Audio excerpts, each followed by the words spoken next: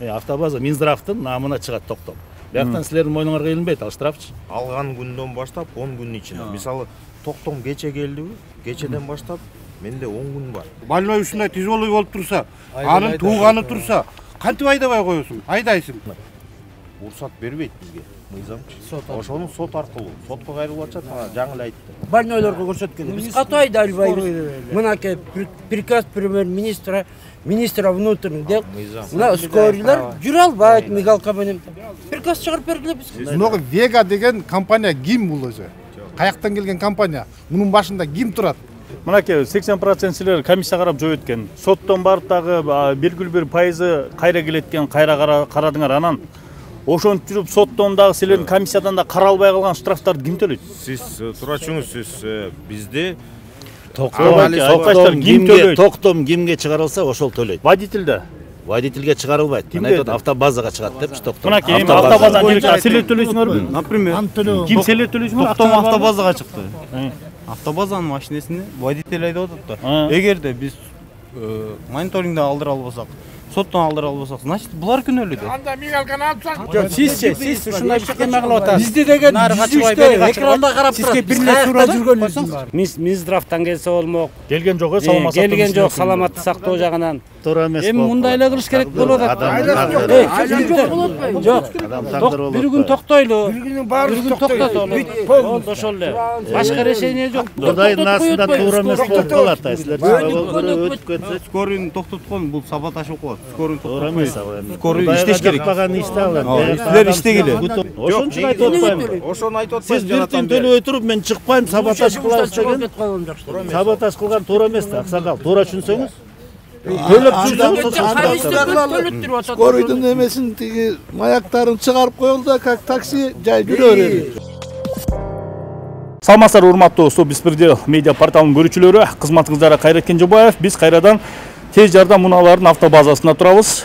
Баяк эле көйгөй, айып пул, штраф бүгүн болсо жол кыймылынын көзөмөлдөө боюнча башкы башкармалыгынын өкүлдөрү келди.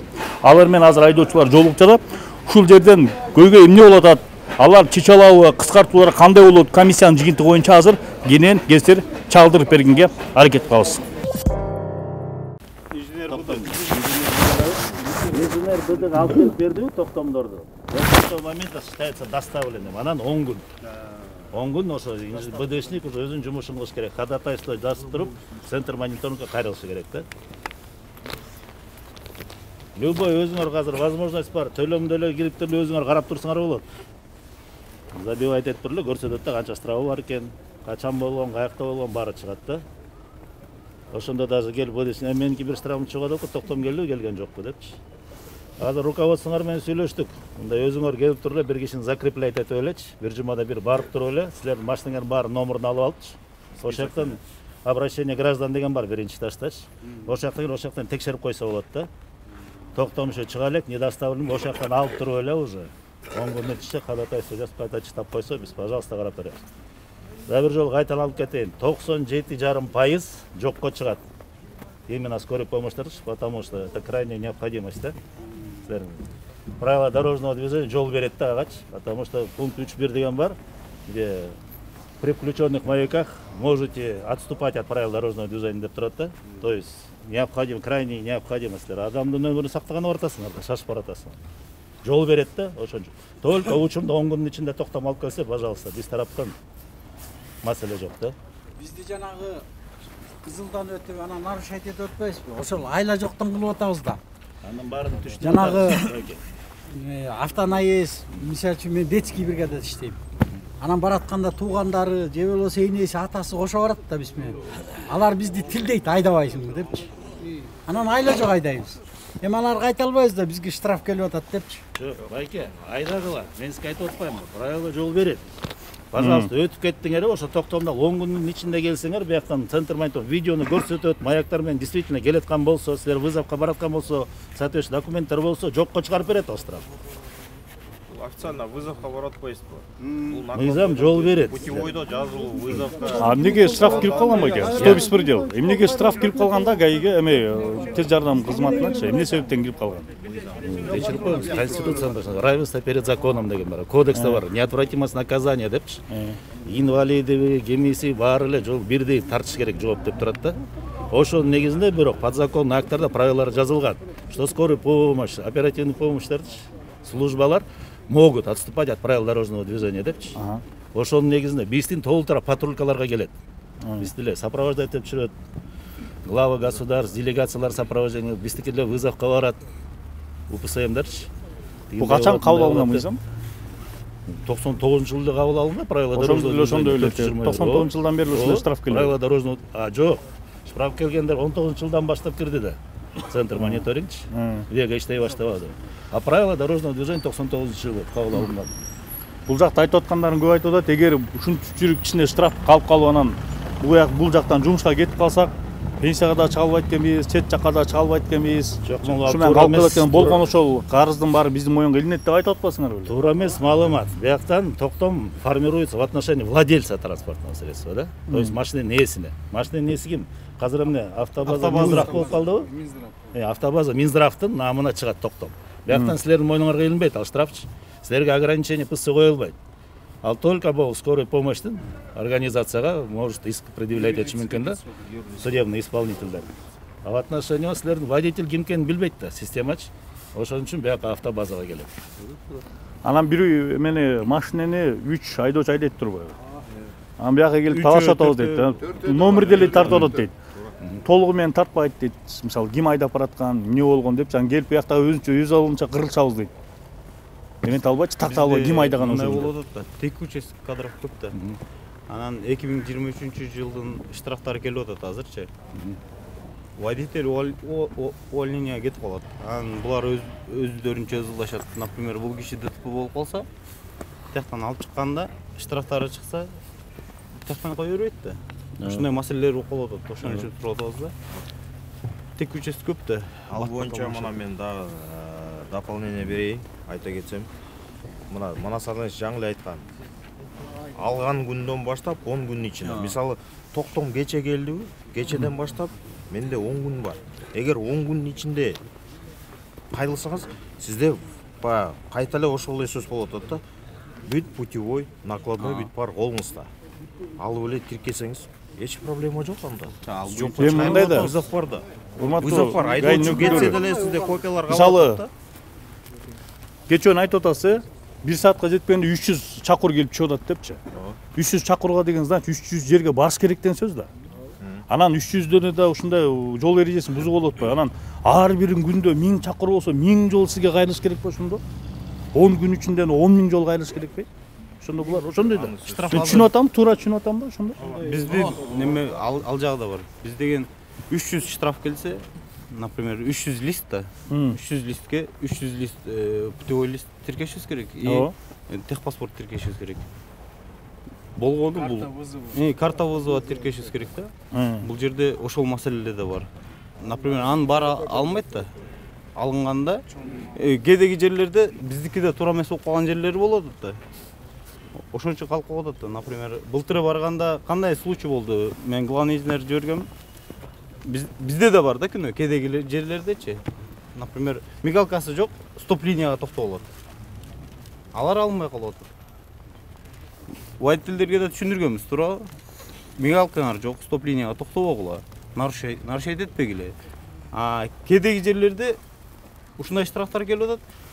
Немеден келип атат? Например, аэропорттон келип атканда чоң скорость менен келет.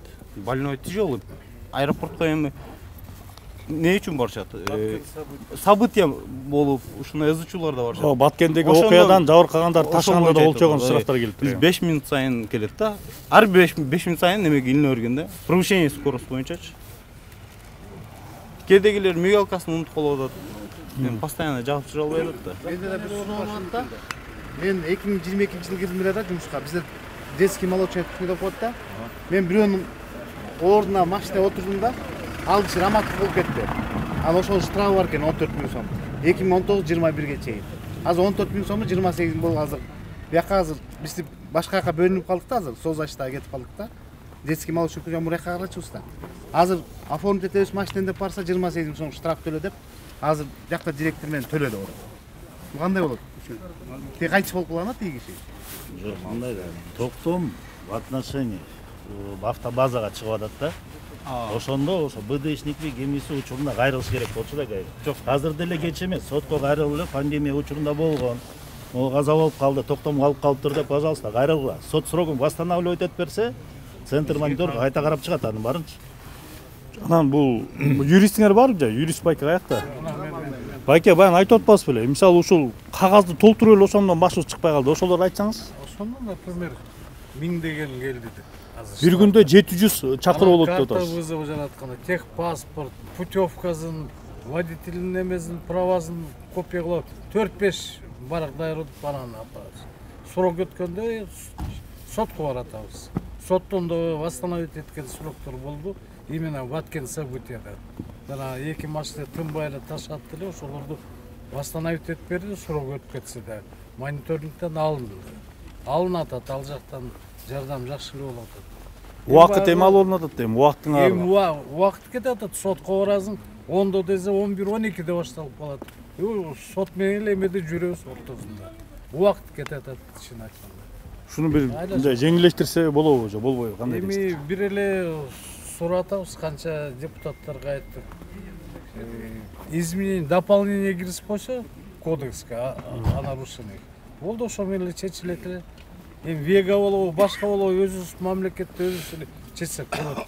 Депутаттарга канча жолу кайрылдык. Ал письмолорду кайра, каттарды центр мониторингге жөнөтүп коет. Биз суранганыбыз дополнение, изменение киргизип койгула кодекске. Болгонорчу ошо скорыйдын эмеси түштү, болду. На месте эле аннулировать этсе болот. Эми Россияда мындай экен, Казакстанда мындай экен, Америкада мындай экен, бизге эмне кереги бар анын эмесин? Мына биз өзүбүздүн жерибизде турабыз, өзүбүздүн закондорду эметиш керек болду. Дополнение 2 эле строчка киргизип койсо болду. Иш ошо менен бүтөт эле. Азыр волокитасы көп Эми болуп азыр кетип атат. Минздравка өттүк, эми дагы эле министрдин атынан дагы эле кайрылабыз. Жок, Минздравка өттүк, анан шопурлар, баягы эле шопурлар да кайра эле биз ошо попадать этебиз да, туурабы? Ал изменение болбойт эч качан. Бизди баары биз баягы скорыйду айдагандай эле айдайбыз. Мына докторлорубуз чырылдап, больной ушундай тяжелый болуп турса, анын тууганы турса, кантип айдабай коесуң? Айдайсың. Анан өткөндө мониторинг центрден айтып атат, силер бош өзүңүздүн жумуштар менен баратканда ошолорду төлөп атат дейт. Эч ким төлөгөн жок, аны биз өзүбүз жумушубуз менен эч качан жүрбөйбүз. Аны мониторинг ким айтты эле сизге? Бизди эмеден карап турат. Центрде таблодон карап турат. Ар бир машинеде GPS бар. Сен каяка баратасың, эмне кылып атасың, бүт бери зафиксировано. Биз личный линиядан сырткары жүрө албайбыз. Ар кайсы скорыйдын карта вызову бар да.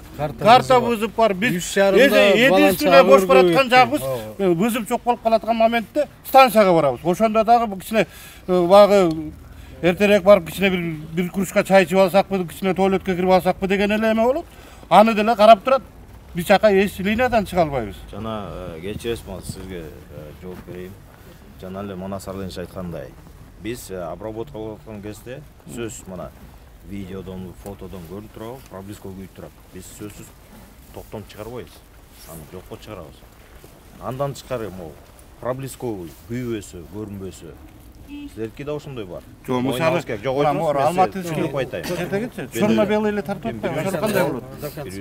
Хорошо. Мана сизде немеси проблеска күйбөсө, көрүнбөсө, неметсе, ошондо биз токтом чыгарып туруп, бирок мына жана эле айтып кеткен 97,5% биз комиссиядан жокко чыгарып атабыз. Өтүнүч кат менен сиз кайрылып атканда биз жокко чыгарып атабыз. Болгондо 2,5% баягы срок 10 күндөн ашып кеткен. Уруксат бербейт бизге мыйзамчы. Ошону сот аркылуу, сотко кайрылып атышат, жаңы эле айтты. Сотко кайрылып атабыз.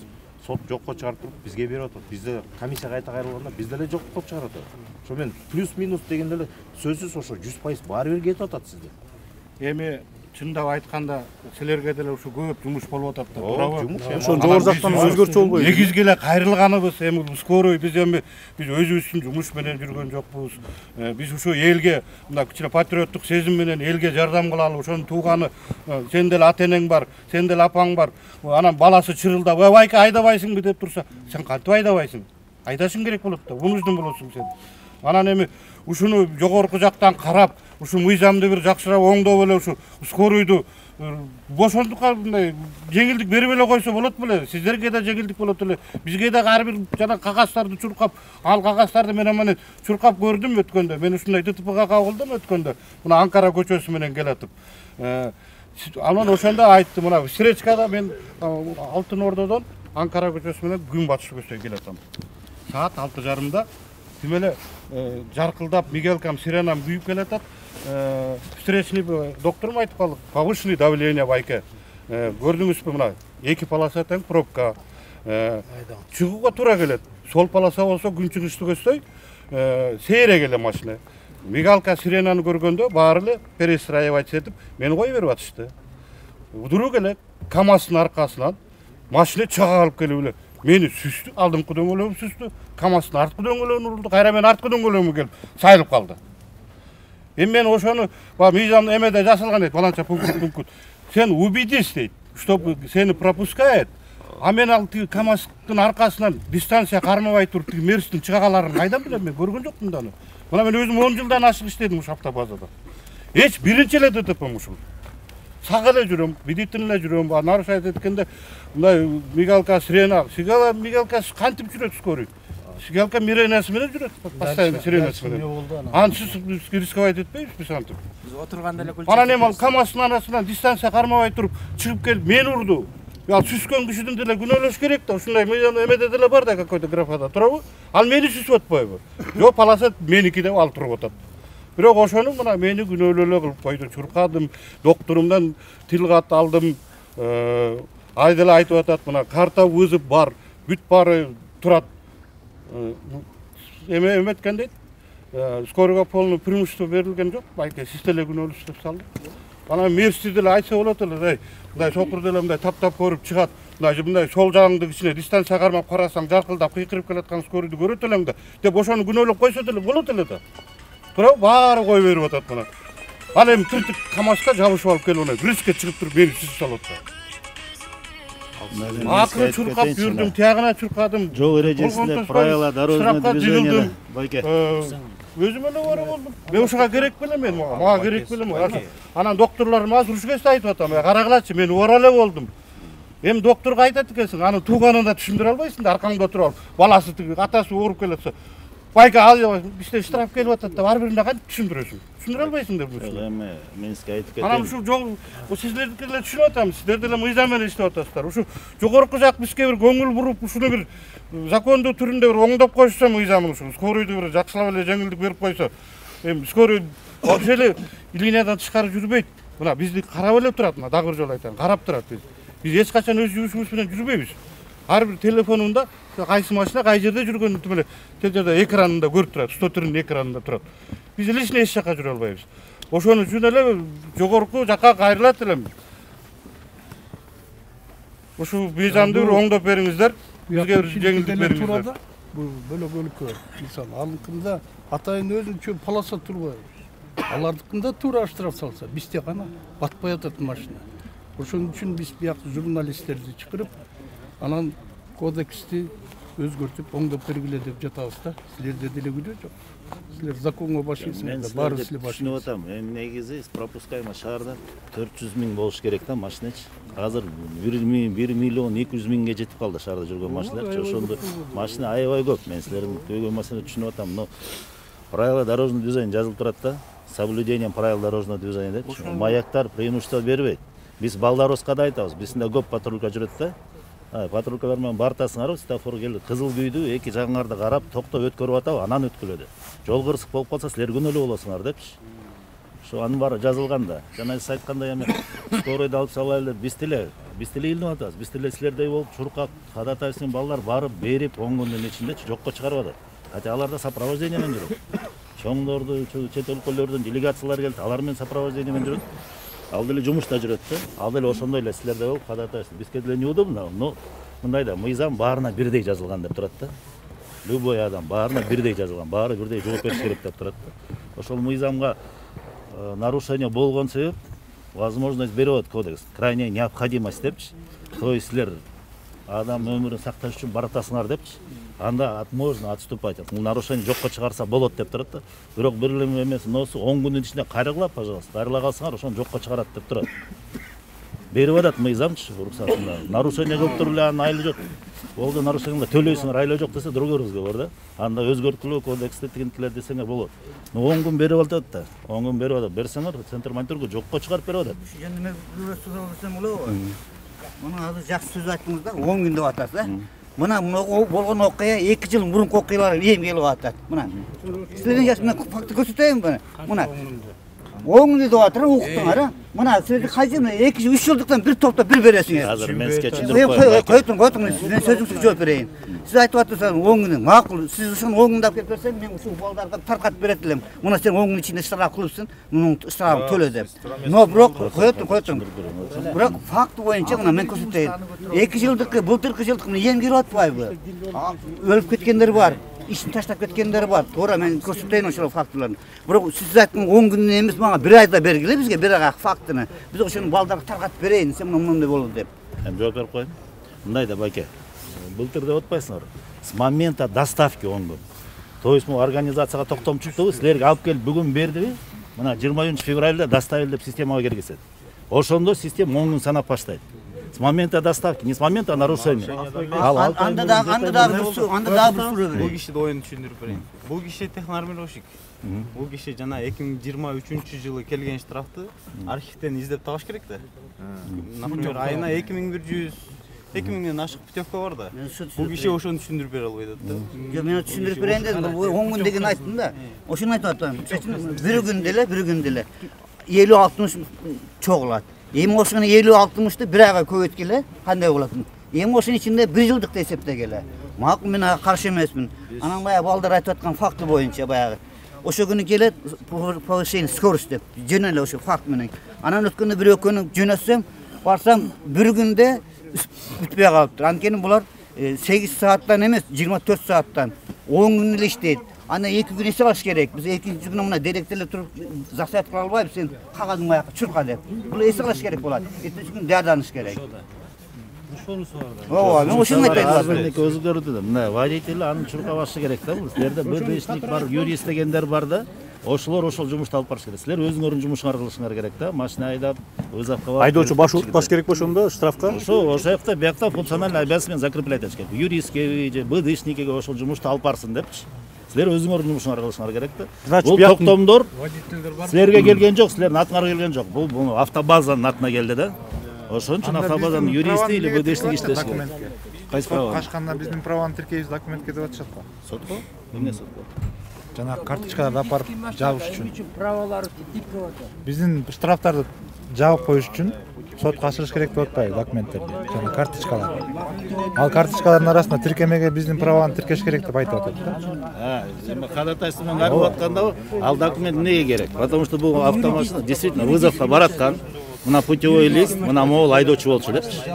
Ошол себептен доказательный база болуш керек да, могул адам болгон деп элечи. Мына келип эле вызовко бараткан деп койгон болбойт. Министрлерге, премьер-министрге айткан приказ чыгарчу. Жок, автобазанын мойнунда. Как гражданский машина спокойно жүрөт булар деп. Чыгарып бергиле ошондой приказ. Биз больнойлорго көрсөткөн. Биз катуу айдалбайбыз. Мынакей приказ премьер-министра, министра внутренних дел. Мына скорыйлар жүрө албайт мигалка менен. Приказ чыгарып бергиле бизге. Болду. Байке, дагы бир жолу түшүндүрүп атпайбыз. Мыйзамда баары бар. Скорый помощь может нарушать правила дорожного движения деп турат. Тугандарында мыйзам жок да. Жок, мен 20 жылдан ак иштедим. Сөз бердиң, сууп койсоңуз. Сен да калдым. Байке, сиз сууп койсоңуз. Правила дорожного движения уруксат берип атат силерге. Нарушать этсеңиз болот деп атат. Потому что силер адамдын өмүрүн сактап атасыз да, уруксат берип атат. Но однако, если зафиксировала система, силер деген ошонун кагаздарды алып келсеңер эле онун үчүн жокко чыгарылат ал. Да, действительно, бул вызовко бараткан, нарушение жок, штраф төлөнбөйт деп. Жылда керек ал кагаздарды иштеп Айтып атат да. анын ортосу мындай да аксакал, мына ошон үчүн азыр түшүндүрүп айтып атпайбыз. Мисалы, мен биякта инженермин деп коелу, же юристмин. Бүт ошону сиздин бүйтіп барыңардың документтерин копиям жатат менде подшивкада папкада. Мисалы өтүнүч кат немеси келди, токтом келди, токтомду алып туруп эле так. Бул вызовду ким айдады? Мисалы сиз айдадыңыз. Сиздин документ өзүм папкадан сизди кыйнабай эле, мен өзүм папкадан кабинеттен эле ачып эле тиркеп туруп эле копияны мониторингке жеткизсем эле болду өтүнүч катынан айрылып. Ал сиздин да башыңыз оорубайт. Тура эмес маалымат кабыл алдыңыз. Баткенский событияда оқтор менен келип аткан жарадар. Ал уже жана айтылып кеткен. Тартты. Жооп бергенбиз. Bir kamera 10 minut içinde 3 yol tartıldı. İmmeni meylik. Mesela 1 minut tartıldı mı? Andan keyin 7 minut, andan keyin 10 minutda tartıldı. 7 minutda men Fuçuk больницасына Республикасының больницасына жетип калам, ошончо километр менен келат. 135 экен. Сиз жокто сиздин юристиңиз ал боюнча уже жооп берип койду. Жок, эми ошондо ал өтүнүч кат менен бүттү уже болду, эч ал боюнча проблема чечилди деп айтып атат. 28 000 сом штраф төлөп калган. Баарын билебиз, ал сиз кайталанып атасыз. Ушунда волокита кылбай чечсе болбойбу дейби? Жок, 28 000 ким төлөдү эле? Ким төлөдү? 28 000 деп чыгып мен чет мамлекетке чыга албай атам деп 28 000 төлөдүм. Андай эмес, Манас байке, эч ким айткан жок, антип төлөдүм деп берди, андай сөз болгон жок. Жок, андай эмес. Уксаган жигиттер. Бул эми безопасный город башталгандачы бизде бир жумасына мына мага лично мага 70-37 деген фотом бар. Ал лишиндеме болуп калды азырчы. Ошого 36 000 келген. Ушул жерде мына Азат эле бар да, барыбыз эле барбыз. Ай, момду айдагыла, мигалканы күйгүзүп айдагыла, момду иштейсиңер деди. Хорошо. Андан кийин республиканскийден 2 милиция келди, ушу алар келди дагы, бияка киришти, да бир балабыз увольт этип кетти. Болду жигиттер, силердики чечилди. Айдай бергиле деди. Эми ушул көйгөй мына 5 жылдан кийин болуп атпайбы, Манас байке? Бүгүн сиз барсыз дагы бир 2 жыл иштейсизби, 3 жыл иштейсизби, кетип калып атпайсызбы? Мынагы Вега деген компания ким бул өзү? Каяктан келген компания? Мунун башында ким турат? Бул Вега деген Министерство цифрового развития менен договор түзгөн да. Биз деле Министерство цифрового развития. Ошолор менен договор түзүп туруп иштеп атышат да. Биз болсо пользователибиз бул системанчы. То есть алар уже нарушение выявляет, факты бизге жиберет, выгружает эткенде биз уже перед фактом токтом чыгарабыз да. Биз пользователь. Биз аяка өзгөртүү киргизе албайбыз. Ал фирма өзү алат акчаны, бияка түшкөн акчаны. Кайсы фирма? Ошо Вега деген фирмачы. Вега, алар ошо отдельно договор түзүлгөн. Российская фирма. Тендерден уткан компания. Независимый салган семне анда көз каранды болуп Россияда турсак так. Мунун Манас байке мындай экен. Ошо независимый өз өлкөсүнө башында бар гана камераны койгондон кийин булар өздөрүнө алыш керек да. Коюп берди да алар. Болду. Биз эми большинство көрүнүп турат түшүнөбүз да, Манас байке. Башында 1000 сомдукту 500 сом кылып, 500 сомдукту 250 сом кылып автоматский кечип берди да. Эми азыр бизге мындай болуп атат да. Биз өткөндө айтпадыкпы? Мэриядан которулуп, Минздравга өтүп атабыз деп. Азыр могу 23-жылкага чейинки штрафтар ошо мэриядан эле турат экен да. Ошол жердеги силер айтып атасыңар да, машина сага оформить этилген эмес. Бирок компьютерде, түндүктө мен чыгат экенмин да, Манас байке. Ошол жерде дагдырыбыз чечилип атпайбы? Жок, менин штрафым чыгып атат. Штрафым чыгып атат. Маалымат бериңиз. Мен ушул жерде бир 6000 пенсияга чыгып алайын деп ушул жерде 10 жыл, 15 жыл Кудай өмүр берсе ошого чейин иштеп туруп, документти чогултуп келгенден кийинки тагдырыбыз болуп атпайбы? Мына биздин көйгөйдүн баардыгы ушул болуп атат. Азыр айтып атасыз да, 90 жер башында 30% болгон. Андан кийин 80%ке жеттик. Мына азыр эми 97% болот. Буга деле каршыбыз да, Манас байке. Буга деле каршыбыз. Штраф төлөмөй пенсияга чыкпайсың. Эми аны деген мен дагы бир 5 жыл иштесем буйруса, азыр менде бир 120 миңдин тегереги болот экен да. Дагы бир 600-700 миң болот да. Ошондо мен 63-кө чыгып пенсияга чыксам, инфарктка малып өлүп деле калам да, менчи ошону укканда. Ошол момент чөнтөгүмдө акчам деле жок да мен. Айтып атпайм, бизге кайрылсаңар жокко чыгарып атабыз анын барын депчи. Ошол Өкмөт тараптан бүт условия түзүлүп атат. Азыр дагы өзгөртүү киргизилди, билесиз да, 13 февралда президент кол койду. Жана пеня дегенди алып салмай депчи. Правила дорожного движения жана штрафтар болуп атпайбы? 1000 сомдук 2000 сом болуп кетпеди? 15 күндөн кийин күчүнө кирет, 13 февралда кол койгондо. То есть мурунку пенясы жок төлөнөт да, штрафтарчы. Эми ушунда дагы мындай бар да Манас аке. Биз бир эле штрафыбыз мына бир дегенде эле 15 000 акчаны биз мойнубузга илебиз да. 15 000. Эми камераларды билесиз эми айтып бергенде эмне. Бир эле өткөндө 15 000. Мен эми ошондо бир айда 12 күн 13 күн чыксам канчаны эле мен аны өзүм билбей атпайм. Сиз турачыңыз мана айтып атат. Жана сиз деле кеч келип ошол эле сөздү кайталап атасыз. Ал сөздүн баарына жооп бергенсиз. Жанатан бери азыр 4-чү жолу айтып атат. Моментта доставки да. То есть силер билбешиңер мүмкүн. Мен деле билбейм, например. Тренировкага илиним билимгече көрбөй калышым мүмкүн да. Ошону мага алып келип берет. Келдир мына Токтомске берилди депчи. Мына 1 ай мурун, 2 ай мурун нарушение кылыптырсыз. Мен кол койдум, бүттү. Ошондон баштап 10 күнүм бар да. Болду, кайрылып койсо орло бүттү, маселеси жок. Баарына түшүндүк. Биз жанагы 97%ке келип дагы мококтонуп атпайбызбы? Ушуга каршы чыгып атпайбызбы азыр эле автоматически? 97 эмес, полностью 100% анализ этип берсин деп мамлекет. Мыйзамдын астында баары бирдей деп жазылып турат. Ойлонсоңуз мына инвалиддер штрафын төлөйт да, потому что кодексте баарында жазылган. Мыйзамдын астында баары бирдей депчи. Мен инвалидмин деп штраф төлөп кое албайт. Ал дагы төлөйт, потому что баары бирдей. Ошон үчүн мыйзам силерге возможность берип атат. Силер нарушать эттигер крайне необходимость болуптур. Адамдын өмүрүн сактап атыптыр. Пожалуйста, 10 күн берейли, кайрылсын, ошону жокко чыгарып бергиле деп. Мыйзам уруксат берип атат. Силер нарушениеңерди жокко чыгаргангачы. Силер туура чыксаңар, инвалид, колу жок, буту жок деле нарушать этти, ал төлөшү керек. Мыйзамда жазылган да. Ушул безопасный город штраф боюнча бир гана Жеңиш Байке жооп береби ошондо. Директорубуз да жооп бербейт. Бир гана юрист менен гана Жеңиш Байке чалып барат. Силер өзүндө ичинде биякта кандай? Биякта функциональный обязанность деген бар да. Негизи директор баарына жооп бериш керек да, негизичи. Потому что автобазанын атына келип атпайбы бул токтомдорчу. Всё, директордун мойнуна илинип атат да. А директор уже директор функциональный обязанность бөлүп берет да. Юрист сен карайсың муну, юрист сен сотко барасың, сен БДшник болсо центр мониторингге барасың, функциональный обязанность жазыш керек да анын баарынчы. Сурасак болобу, директор бир айда канча кагаз келет? Бир айда айтыңыз, ошонун баары жөнөткөнгө канча убакыт кетип атат? Ошону айта албай атат элдерчи. Бир айда канча миң деген штраф келет, ошонун баарын жөнөтүш үчүн кагаз менен отура береби деп. Бир жылдыгы чогулуп келип, юристтер жөнөкөйлөп чогулбой, оорулуп эле депчи. 300дөн ашык кагаз келди. Бир айда 876 000 штраф келди. Андан барганда 80%-ын алды деп. Кандай инженер бул? 20% ким төлөйт ошондо? Водительдерби? Эм келбейсизби? Түшүндүрүп айтсаңыз? Бияка туруп айтып койгулачы, неме? 80% алынды деп айттыңыз, жанагы. Последний келген 300 азыр мына ушул жокку последний алып баргандан где-то 80% каралды. Mo 4-чү күн алам да, немесинчи постановлениедичи. Анан эми каралбай калган моменттер болуп атат да. Себептен жана маяктары көрүнбөй калат. Аларды эч ким эчке кыла албайт. Маневрный кылчып, жана аварийный обстановка создавать этип 15 000 сомчу. Анда эч ким ала албайт да. Себептен закон турат тиги жерде биздин водитель нарушение кылып атат. Ал жерде маяк ким төлөйт байке ошону, ким төлөйт айтты. Автобаза төлөйт дегендечи, ал билбейм, андай каралган эмес болуш керек. Бияка айтып атпайбы, автобаза бар, бияка жүктөлгөн, бияк төлөйт деп атпайбы. Автобаза төлөйт. Биз, например, биз түшүндүрүп ПДДда айтып атабыз. Нарушение кылганда. Например, автобазада андай каражат жок. Төлөп бергенгечи, биз деген барып БДшникти жиберип атабыз, юристти жиберип атабыз. Эгерде штрафты ала албай калсак биз, анда водитель күнөөлүү да. Водитель күнөөлүү. Жо 20% алынган жок деди бул. 80% жөнүндө алынды деп атат. Азыр эми каралыпчы, ошонун ичинен калып атат да. Ошондо күнөө кылган водительдер, жанагы десе маяк жок болсо, ошол жерден доказательство жок болсочу, водитель күнөөлүү калат. Водитель төлөп калат.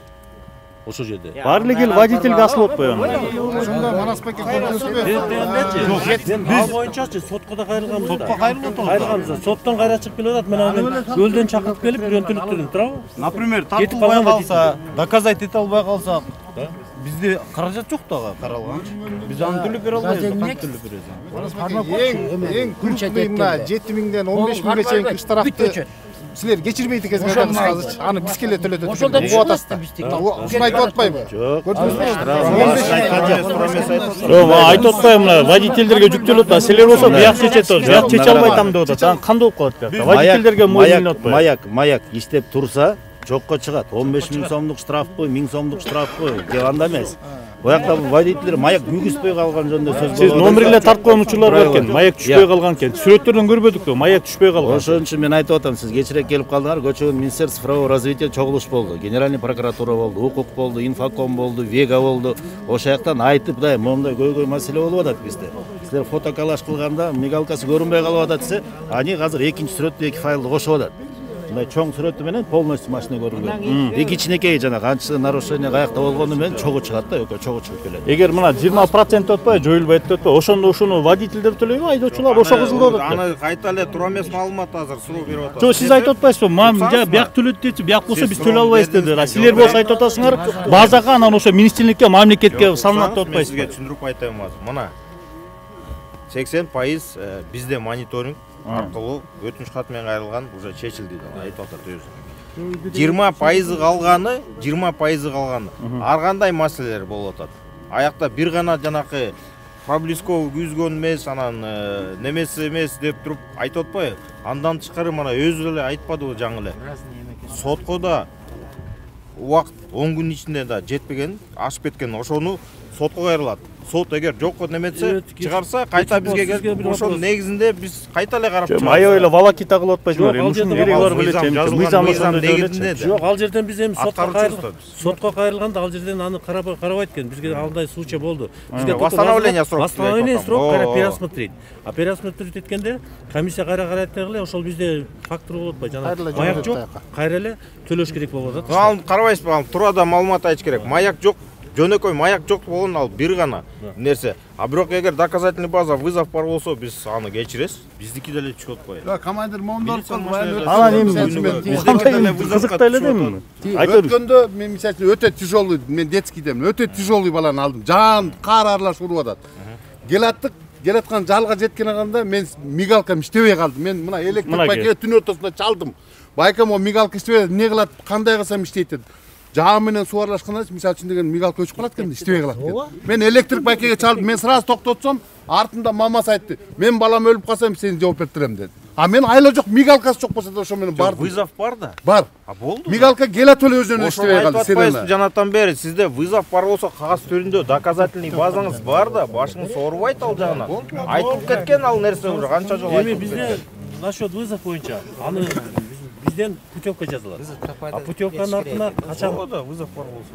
Путевканын артына канчада каяка иштегендер бар, путевка жазылат.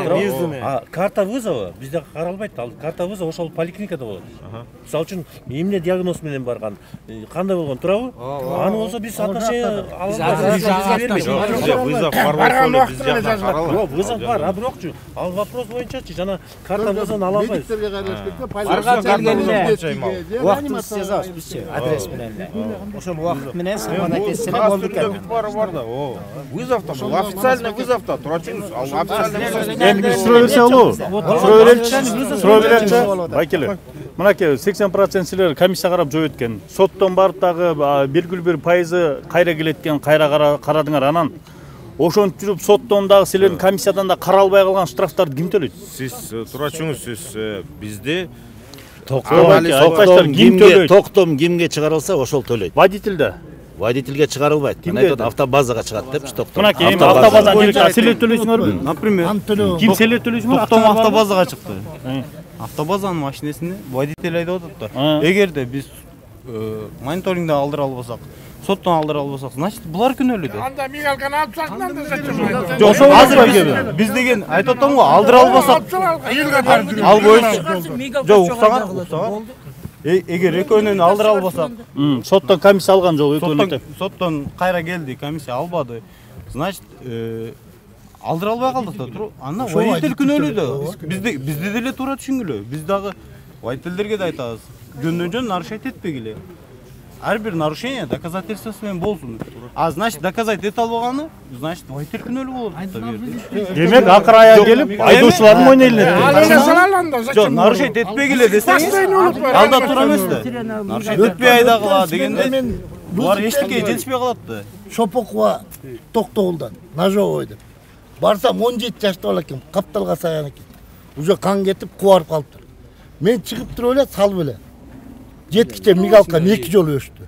Бирок мен бүт стрессне кетип бардым. Вызов бар да, жана кайта эле ошол эле сөзгө келип Эсептеген майке вызов жок айдабайт экен булар. 18 миңге штраф. Вызов бар, башын соорубайт. Жолдош Жок, мигалка Юристиңиз кайрылат да. Машинаң бар, эскиде. Жок, сиз турачы. Уксаңыз, мен сизге дагы бир жолу айтып атам. Мына жаңы эле кайта эле ошол эле сөз эле кайталап атабыз да. Вызов бар да. Юристиңиз бар. Алып келет, өтүнүч кат менен кайрылат. Биз да карайбыз аны. Аны барын карайбыз. Жалаң эле камераны карабайсыз. Жок, байке, анда суроо да. Кагаз түрүндө барын карап туруп, изилдеп, анан кийин чечим чыгарып. Байке, Бактак Жолтоевич, айтайынчы, анда болсочу жанакы белгилүү бир процент калппабы, 200%, алар анда ошондой нерселер. Айдоочулар эмне өз ишиңер менен айдайсыңар мында. Жок, айдак өзүбүз Башка биз айта албайбыз. Анан ошондой эле болуп атпайбы? Бияк өзүңүз иши менен айдайсыңар деп. Биз айдабайбыз. Анда үйүңөр келгенде конокко барасыңар мында. Жок, сиз ушундай бир кеме кылып атасыз. Бизде деген экранда карап сизге бир эле суроо жүргөнүңүз. Сизге бир эле суроо. Тигичи нормально, сиздин телевизордон да сүйлөгөнүздү уктум. Сизчи, бизди кыйнабайчы. Сиз жооп бере турган кишиңиз, могу балдарды кыйнап, булар балдардын эмеси турмушун айтпай калуу. Могу сиздин айтканыңыз боюнча биз такым такап атабыз да. Сиз начальникти биздин өлкөбүздү такап атасыз, ал бизди такай сөз.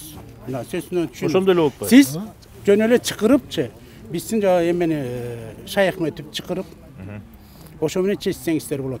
Ошо биз Шайахметовго башайбыз. Булар пүтөпкөнү бергенден кийинчи, бияка чыккандан кийин биз ошого башайбыз. Алар фельдшерге башайбыз прямо. Врачка башайбыз. Врач айдады. Сиздин алдыгы сөзүңүздү алып врачтар уруп койнойт. Алар кишинин жаны менен алышып барат. Сактап барат да кишини. Көрдүңүзбү? Ана биз ортодо эле калып калып атпайбыз. Анан булганда алып түшүндүрүп атабыз. Ошак менен чечишпейсизби? Ошак менен чечип коюп балдарды кыйнап. Сиздин маселеңиз боюнча айтып атпайм мына. Манас Садынович айткандай, кече ошо атайын санарип министрлиги барып, генеральный прокуратуранын представительдери келген. Мына биз тараптан Манас Садынович өзү катышып, санарип министрлиги өзү, биз ген прокуратура, укуктун представительдери, ошо веган представительдери бүт отуруп, ошол именно ошо маселе боюнча чечилген. Мисалы, могу камера боюнча, могу проблесковый күйөөгө, ошонун бар маселени бүт обсуждение кылганбыз. Ошону жардам беребиз, ошону чыгарабыз деп аткан. Эки сүрөттү немет, бири обзорный, бири мындай кыскасы немесин неме. Ал бир. Экинчиден мына биздин мониторинг немеден обработка кылып атканга сиз азыр биякта айтып атасыз мына мисалы деп коелу 10 нарушение кылдым бүгүн кечке чейин. Бир машина 1 сааттын ичинде 10 нарушение кылдым, 10 нарушение барын келип атат. Ал сиздин оюңуз боюнча сиз билбейсиз да бизде жумуш кандай аткарып атабыз. Биз ошон сиз ойлоп атасыз 10 эле нарушение. Биз 10 нарушение жок дегенде 8, 7 же 5ти мындай эле карап туруп эле обработка моментте эле карап туруп эле бул сөзсүз о немеге жокко чыгар сизге болгон эле ошол бир кичинекей эле процент келип атат. Анда тура түшүнүш керек. Жок, келип атат да ошол. Анан жок, кийинкиси этап мына. Башка мындайына жооп бериңиз. Жок, уксаңыз мен сизге да койдуруңуз мен да ошо. Андан тышкары кийинки этап мына бизге юристиңиз келип атат. Өтүнүч катына бизде статистика бар. 97,5% комиссиядан чыгарып атабыз. Жокко чыгарып атабыз. 97,5%. Элестеңиз? Жокко чыгарып атабыз. Сизди кыйнабай эле. 2,5% калып аткан жанакы кайта эле ошол суроо 10 күндөн ашып кеткен срок менен. Аны биз уже жокко чыгарабыз. Биз караганга да уруксатыбыз жок. Ал сот аркылуу биз сөзсүз айтып атабыз. Октябрьский райондук сотко кайрылып атат. Сот восстановление кылса эле кайта эле бизге комиссия кайрылып, анда да жокко чыгарып атабыз. Ошо мен эсептегенде 100% эле болот атпайбы? Рахмат. Мына если сиз 100% жокко чыгарып, эмне проблема анда? Эмне чогуу? Билбейм аны эмне келдиңиздер андачы? Эмне келдиңиздер? Бизде деген эчтегебиз жок болсо. Ошода. Жок, көйгөй мындай болуп атпайбы? Ошол дагы суроо берип коесузчу. Сизге суроо берип коеюн. Сиз айтып атасыз, жана 2% деп атасыз, Мына 2%тен ошонун бир магале түшүп калды деп коеюн, мен может болсочу. Мен сутка иштеп 1200 сом тогом. Сиздердин бир эле точкадан өткөндө канча штаб 3000ден кеми жок, 15ге чейин. Мен сизге түшүндүрүп айтайын да. Биз канча күн иштеп бериш керек? Тура түшүңүз. Жок, мен акыры бир эле жооп берип коюңуз. Сиз ошон үчүнчү биз бул жерденчи сиздин законго башайбызбы, же болбосо могу медиктердин немесине башайбыз. Ошону чечип берип коюңуз болду. Сиз мага башайбыз, айда койгуз. Мыйзам баарыбызга бирдей. Жок, бирдей ошо закон двойной болот го. Жок, уксаңыз, мен сизге түшүндүрүп айтайын дагы бир жолу. Мына Манас Садынович жанытан бери айтып атат. сиз юридикалык лицос болуп атасыз да. Айдоочу эмес. Мына мисалы менчик машинем болсо, мага жазылып болсо, мен өзүм жооп берем. А сиздики мо автопаркка тиешелүү. Бул сиз ошонун ичинде договор негизинде айдоочу болуп катары иштеп атасыз. Бул ошон үчүн сизде мына юрист бар, инженер бар. Ошолор кагаздын баарын чолтуп тапшырыш керек. Сиздин башыңыз оорубайт. Жанатан бери айтып калып. Жок, келип атпай, сиз кайра ошону айтып атасыз кайра. Келип атат деп атпайбы? Водительдер килинет деп атпайбы? Эми алар ошо алардын акчаны койгон жок да. Бери койсоңуз, жана сиздин сурооңузга жооп берип коеюн да. Жана айтып атпайбы 97% депчи. Бул силердин кайрылганыңар. Силер жана кайрылбай калган материалдар калып калып атпайбы? Ошол штрафтар чыгып атат да. Ошон үчүн айтып атам мен. Буякта руководствоңорго түшүндүрдүм. Сотко кайрылгыла, обоснованный кат жазгыла. Пандемия учурунда момундай болгон, учурунда каралбай калган жана өтүп кеткен водительдер бар деп атасыңар. Ошонун токтомдору алып калып туруп, срок рассмотрения кайта жаңыртып бергиле деп юристтиңер чуркап туруп эле срок восстанавливать берсе, ал болгон штрафтын да айтып атпайм, кайта эле 97-98% кайта жокко чыгат ошонун баары. Биз пандемия Кудайга шүгүр өтүп кетти, 4 жыл мурун болуп. Биз бүгүнкү анан эртеңки боло турган жөнүндө сөз кылып атабыз. Жок, бизге кайрылгандын айтып атпаймынбы. Силер тараптан кайрылуу болуп атпайбы? Кайрылуу болуп атпайбы? Мына 100 токтом көтөрүп келдиңер, ошонун 98-и жокко чыгып атат. Эми алар көтөрүп барып чечип алат. Мына биздинчи эртеңки бүгүн мен мисалы үчүнчү жөн эле сөз менен мен азыр врач менен келатам. Азыр убакытша жерде кыпылдап отурат кичине кыз. Же менин көңүлүмдү кыя албайт, же болбосо тияктагы чыкырып алат, эмне отурасыңар депчи. Ушундай аларда звонок болуп атат да. Анан чыкса эле кеттик. Мен уже күнөөлүүмүн анын астыначы. Көйгөй маселе бизде деле бар. Уну урган бойдо мен азыр бүгүн ашына кылып атпайм. Сиздер чечип берип койгула. Силер толук законго башчысыңар, правильное движениега. Врачтар укпагыла сер анда биз врачтар ушунтабыз. Бизде да мына вызов, бизде деле байке, УПСМ деле. Тоже обслуживает, да, преступленияларга барат. Чалып атат, ай, сабап атат, өлтүрүп атат, келе калгыла. Алар да нарушать этет. Ошон үчүн аларда кайта токтом жазып туруп эле келип атышат. Кадатайсынан кайрып аларда жокко чыгарып атабыз. Алар менен сүйлөшөбүз. Алар деле айтат. Силердин аларды го түшүндүк. А эмечи жанакы бул директор айтып атат, бизде каражат жетти. Биз водительдерге бөлүп беребиз. Биз ошол болуп атат да көйгөйүбүз. Бөлүп бербегенде бизге илинип атат да штрафтын баары. Ошону чечип берсеңер жакшы болот эле да. Аннулировать этип. Биздики көйгөй ошол болуп атат. Гай чече албайт. Сен мыйзамды өзгөртүп гана чечесиздер. Токтом чыгарылды, автобазага чыкты, бүттү. Автобаза төлөшү керек. Биз төлөбөсө, биз ПССИге жиберебиз токтомдучу, судебный исполнительдергечи. Алар автобазадан требовать этет да, төлөп бергиле деп. Анан эгер кайра требовать этет да водительдерден. Эчтеке калбаса мына ар бир водительге бөлүп берип коет, баланча 1000 сен төлөйсүң, тиги 1000 сен төлөйсүң деп. Аны кайра биздин айлыгыбыздан төлөйт деп. Мен айтып атпайм, соттон жанагыларды восстанавливать этсеңиз. Биз колубуздан келгенди кылдык, инициировать этип дагы бир жолу айтып кетейин. Кабмин тараптан инициировать этип закон өзгөртүү киргиздик. Могу нарушение правил дорожного движения пеняны алып салайлы. Эл кыйналып атат депчи. Пенян чоо деп атасыз, сиз айтып атпайсызбы? Жок, байке, нарушение болот да сиздики. Болгон үчүн болуп атат да. Мурунку 19 жылдык алган штрафтарыңар бар да. 3000 6000 болуп кеткен. 1000 2000 болуп кеткен да. Ошо элди кыйнабайлы деп инициировать этип Кабмин уже президент кол койду. Могу февралдын 27-28 15 күн болот, күчүнө кирет. Пеня деген жок болот да. Мурунку силердин 2000 сомго штраф болсо, пенясы менен уже 1000 сом төлөнөт да. Кабмин тараптан 1000 сом. Кабмин тараптан ушуну жеңилдик кылып, мыйзам астында баары бирдей деп жазып турат. Автобаза төлөйт деп турат. Жок, ушунда сунуш бердиңерби? Эмеге тез жардам унааларынын айыппулдан такыр эле алып салуу, ушундай жеңилдик деп силерден сунуш болдубу өкмөткө ошо Кабмин деп атасыз? Жок, сунуш болдубу? Эчтеке өндүрбөйбүз. Азыр эмеси анда автобазанын моюнда 1 миллион штраф турат.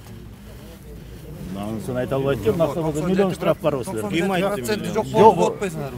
Жок кылып, бирок автобазанын моюнда турат да 1,5 миллион штраф бар. Акыркы февралда келген 325 письмочу. Байкелер бирден Кандай? Февраль айында безопасный городтон 325 письмо келди. Ошону биз атайын мында бөлүштүрүп алып, машиналардын баарын бөлүп санап чыктым, аналитика жүргүзүп. Ошондо 25 машинаныкы 897 000 болду. Почти миллионго чукул болду. Азыр биз общий суммасын санап атабыз. Общий штрафта кетирген сумма. Анан ар бир машинаны бөлүп чыктым. Центр мониторингге кайрылсаңар анын баары жокко чыгат. Ошондон сайын мен мониторингге жөнөтөбүз, жазып атабыз. Ошо жөнөтүп сиздер айткан. Жок, туура маалымат бергиле да момундай миллиондор бизде штраф мойнубузда бар деп атпайбы. Жок, аны бармайт. Жок, ана жана кээ бир учурларда жана 20% калып калат атпайбы, 80% жоюлуп 20%. 20% бизге келип атат. Соттун пызы менен чечим. Ошо чечимди биз деген ошол күнү ким чыккан эмеси менен водительге жүктөп атабыз. Ошондой жүктөлүп атат да. Жок, ошону бая айткандай эле сиз биринчи сотко кайрылсаңыз, срок восстановления кылса эле биздин комиссия. Байке соттон келди деп атат атпайбы, бакта жолтобуз. Келип атат деп атпайбы уже. Калып атат. Түшүнбөй атасыздар сиздер. Түшкөндөн кийин биз мына бир экөөнү даже мына увольт этилип кеткен көлдө жүргөн бирөөнү звонить этип атып, штраф төлөттүк, бир машинабыз авария болуп дытып болуп станкка чыгып калып, эч ким чыгарып бербей койду, жардам бербей койду. Анан сүрүштүрүп отуруп, бул иштеп аткан машинада болсо, бул ал увольт этип кеткен экен. Ошону көлдөн таап келип төлөткөн учурларыбыз болду да. Анан ошондон последствияда ошондой болуп атат. Базада болсо чындыгын айтканда бизде баягы өздүк каражатыбыз же биз платный услуга кылып кызмат кылбайбыз да. Биз толук баягы бекер кызмат кылабыз да. Ошондуктан именно штрафка же болбосо водительдердин кээ бир необоснованный нерселерине төлөй турган каражат жок. Кайра эле биз водительдерден требуем. Ал маселени, например, Министерство здравоохранения менен чечишиңер керек да. Бюджетке заложено прочие расходы тиги бул дегендердичи айтып эле мына 100 токтомдон мына 98 жокко чыкты, экөө калып калды. Ошол маселени кантип чечебиз деп, пожалуйста, Министерство здравоохранения. Министрликтин өкүлдөрү келген жокпу бүгүн? Жок. Мисалы мындай болот турбайбы? Инженер айтты. Увольт этип калган эмени алып келип. Булар деле ойлойт, увольт эткенсе бар алып келип төлөттүрөт экен штрафын. Деле төрөлүк дейт, болду. Жанагы бир эме боюнча Жолуш полковник менен эме туура маалымат берип коеюнчу. Жана 28 000 төлөдүм, анан пенсияга чыгарбайт экен деп.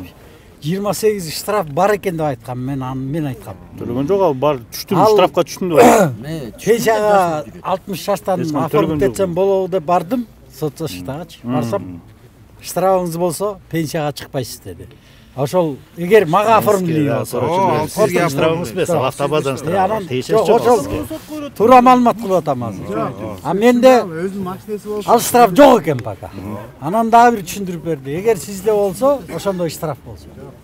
Сиз за границага да чыга албайсыз деди. Азыр кошуна мамлекетке бара албайсыз, камап коет. Сизге жазып. Ал өзүңүздүн машинаңыз менен баратсаңыз, сизге келет да токтом. Ошон үчүн болот. Жанагы бул сөз кайра кайталанып атпайбы? Кайталанган себеби биздин көйгөйүбүз бизге деген туура эмес маалымат келип атат да. Миллион келди штраф деген эле биздин жүрөгүбүздү ортот. Тияк айдап иштесек, үйгө барсак деле дагы миллион башыбызда жүрөктө туруп атпайбы? Ал миллиондун баары жокко чыгат да, например, доказательный база жана Алпар центр мониторинг көрсө, анын баарын прекращать этет. Ошон үчүн деген силер эртеңки күнү миллион десиле миллион төлөп калат экенмин деп атпайбы? Жок. Эмне кылышым керек, что ошону төлөбөш үчүн деп эле. Интернет көрөт, анан жерде жазылып турса үйдөгүлөр дейт, миллиондон акчаны кантип төлөйсүңөр? Үйдөгүлөр айтып атат да бизге. Жок, силер туура. Алар интернетти көрөт. Сиз туура түшүндүрсөңүз, миң уже мойнуңарга илип койгон жок да. Центр мониторинг караса жокко чыгып атпайбы ал миллион. Жок, эми сиздер жана балдардычы отделять этип автобазаны эметип атасыз, сиздин сөзүңүз боюнчачы. Силерге эмес, бул автобазаны. Биздин автобазачы, биз бирөөнүн көзүн караганбыз. Бизге акчаны мурун Минздрав төлөчү, андан кийин Горздрав мэрия төлөп калганда, ошону берген акчасын ченелүү да кварталга бөлүп алып, булар биздин машинебиздин оңдолгонуна айлыгыбызга төлөйт. Айлыгыбызга. Булар айдап койгон карточкалары жок, бактырып койгон малы жок төлөп. Буларчы буну изденичи бизге жүктөп атпайбы. Эч жакка ачылбайт. Ошон үчүн айтканда Минздрав менен кайрылсаңыз ошону. Ошону сиздер эле бизге эмне керек бар муну иши? Жок, биз силердин кухняга кирип, Министерство здравоохранения башка, Министерство внутренних дел башка да. Биз токтоп чыгарды бердик, мына автобазаны нарушение кылды, болду депчи. Аны уже министр менен чечишиңер керек да. Биз баягыдан бери кайрылып атканыбыздын себебичи силерге дагы, министерствого да кайрылып атабыз да, депутаттарга да кайрылып атабыз. Сиздерге окшоп ошо министерствого келип ушундай собрание өтүп бизге бир түшүндүрүү маалымат берсе деген ой менен биз жанагындай эмеге барып атабыз, чыгып атабыз айлага. Министрге барып биз кире албайбыз да, бизди кирбейт. Анан айла жок момундай телевидениеге чыгырып, ушу телевизор аркылуу жетсе экен деген эме оюбуз менен кылып атабыз. Жок, биз да ошо видеоңорду көрүп келип атпайбыз, түшүндүрүп берип коелу. Силер келип түшүндүрүп атасыңар, кичине четин түшүнүп атабыз азыр. Анан кийин эми дагы бир эле кайрылабыз, анда мынакей бияктан бияк чечпейт экен. Бияк колунан келген жардамды берет экен. Булар жанагы аягына чейин чечилбейт экен. ушуну биздин өзүбүздүн министерство, Саламат сактоо министрлиги, тетиги саламат сактоо министри ошолор келип дагы бир совместно бияк менен болобу кандай кылып бир чечип жол тапса болот да. Конечно, Биз тараптан толук жардам берилип атат. Аксакал, мен дагы жол түшүндүрүп кеттим. Жокко мына жана штраф калып калды, ким төлөйт деген маани ошо министерство здравоохранения менен чечилет. Жок, командир мындай турат кыскасы. Штраф боюнча мындай айтып келгенде водительдин баш оорубаш керек экен да, туурабы? Мисалы үчүн жана 2,5% дегенде автобаза Минздрав жооп бериш керек экен, мындай айтып келгенде. А ошону көрдүңүздөрбү? Бизге мисалы үчүн руководстводон болобу, андан мындан туура эмес информация берип атат. Водитель именно сен төлөйсүң деп коюп атат да. А значит биздин башыбыз оорубайт. Жок, ошондо айтылып атат да, чындап. Водитель төлөйт экен деп атат. Жок, водительдерге бөлөбүз деп атпадыбы? Булардын чөнтөгүндө акча жок болуп атпайбы? А бул айтты жок бизде акча, кантип төлөйбүз? Туура түшүнсөңөр, например, ДТП болуп атасыңар. Келе элек штрафтар бар. Бизге мисалы доставление боло элек штрафтар бар. Ал жактан чыгат силердики. ДТП болгондон кийин силер машинаны алып чыгышыңар керек. Например, ким ДТП болду? Последний момент булар ДТП болду. Машинаны алып чыгарда тиги штрафыңар чыгат дагы. Стоянкадан чыгарган дагы кыйын болуп атат. Биз колдон келишинче алдырып атпайбызбы? 10 күн сайын жазып атат. Мына инженер бдубуз барып жазып атат.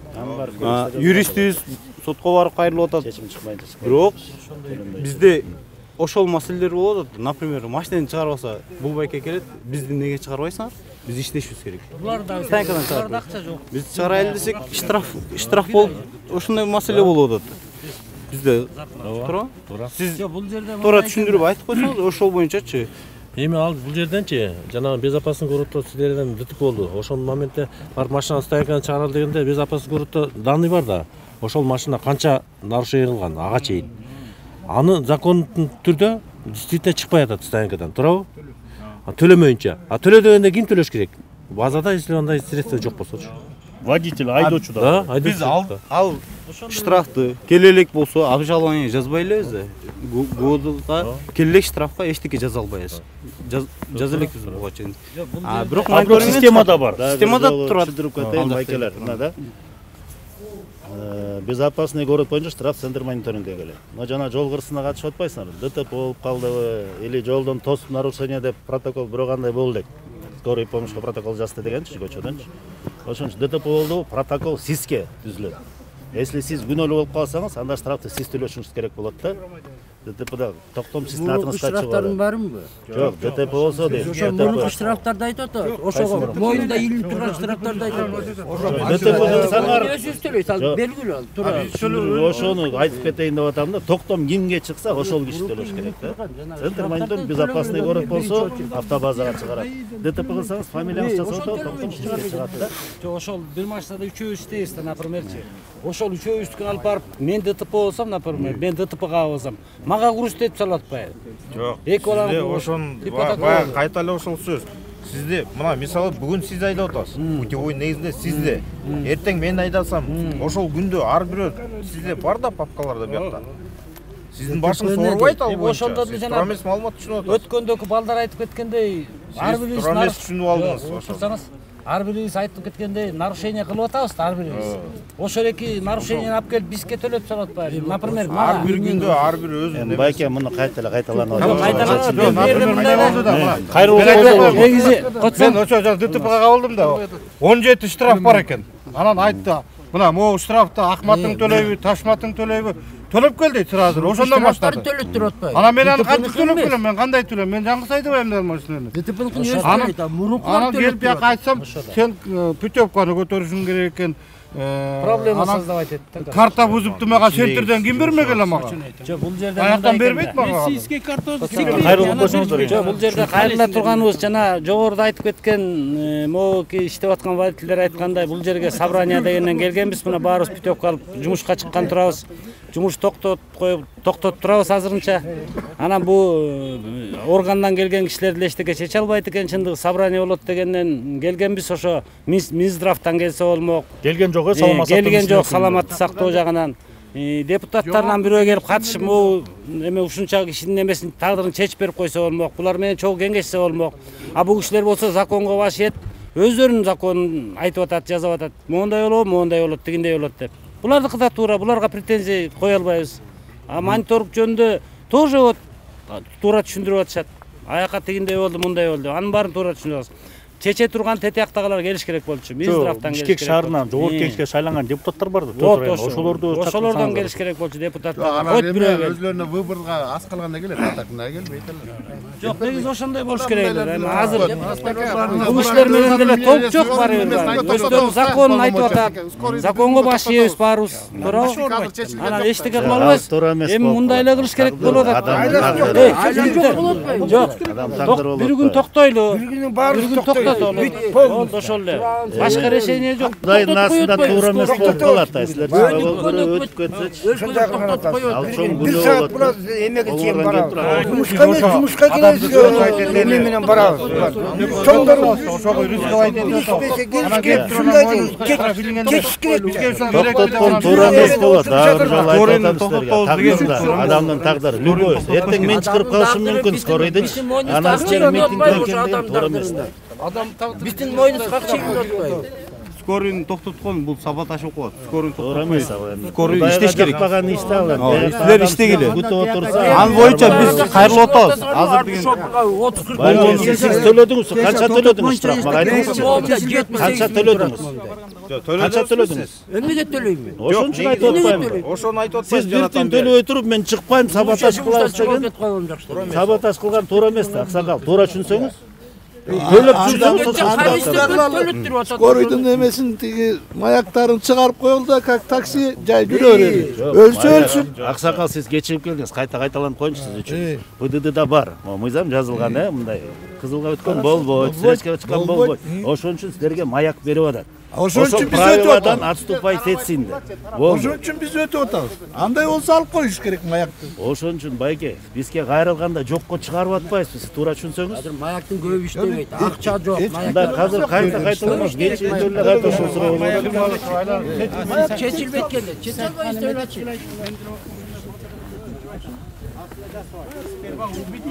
Потом проезжай деген. Шундай бар. Бар. Жана кыскасы 2,5% биздин чоңдор сотко кайрылыш керек экен да. Чтоб аннулировать этип бергиле деп астана. Бул жердечи, ККдагы бир жогорку кеңешке чейин жеткен бир проблема бар да. Мындан 20-жыл болгон жана авария ал бала барбы жокпу ошолар. Мен 2-3 жыл катышкам район шаарга чейин катышкамда. Анын эмеси менен ошол жерде бир чыр бар. Мисалы үчүн ал жерден Касмалы Баяны менен Орозбеков кесишти. Булар которчу менен Котур айтып. Анан кийин ошол ал эмеден батыштан чыгышка кетип бараткан. Балачы, мен ушун боюнча эмеде алар аварияга кетип барышкан. Жанында 2 фельдшер, 1 врач бар болчу. Келаткан тиги КамАЗ Орозбекова менен түндүктөн түштүккө кетип бараткан. Ошол жерден ошол түндүктөн Искерба тиги түштүктөн түндүккө кетип бараткан Орозбекова көчөсүндө машина токтоп берген жана джип деген машинечи. Тиги сигнал менен келген. Илевой серваны тормозить этесиң. Ошол скорость менен алар ошол тиги токтоп берди. Экинчи ошонун каршысынан өйдө кетип бараткан жеңил машина токтоп берди. Жеңил машинанын артынан келаткан КамАЗ груженный. Ал уже токтон алып алат, тигинен буйта өтүп, тигини сүзүп атпайбы, сентерде. Сүзүп өтүп калганын ал жерде. Сен стресске Буна ушуга 3 миллион. Мындай да. Мисалы, биз азыр моусуга берип аткан карап аткан сотрудниктер өзүнчө комиссия карайт. Сиз өзүңүз катыштыңыз, КДП боюнча неме? Больница вот ошо. Булар чечим чыгараткан кезде өздөрү моюна алып туруп, кандай чечим чыгарса ошого жооп берет да. Булар кандай чечим чыгарган, мен аны кечиресиз. Чисто морально да, мыйзам боюнча деле мен аны осуждение кылам. Анткени мен кандай чечим чыгарсам, ошону бир гана мен жооп берем да. Мыйзам чегинде. Анткени мен чыгарып аткан нерсени мен сөзсүз мыйзамды карап туруп, бул туура дал келеби, келбейби деп чечим чыгарам да. Ошон үчүн мен гана жооп берем да. А сиз азыр суроо берип аткан ДТП жагынан алма компетенция кирбейт да, ошон үчүн мен сизге эч ал боюнча айта албайм да, сурачыңыз. Неме эткенде деле үйүндө отурган неме сиренаны угуп туруп. КамАЗ кандай укпайт? КамАЗ уккан жок. Айтып атпаймынбы? Ал сиздин аксакал, ал сиздин оюңуз боюнча. КамАЗ келсе, ал башкача сүйлөйт.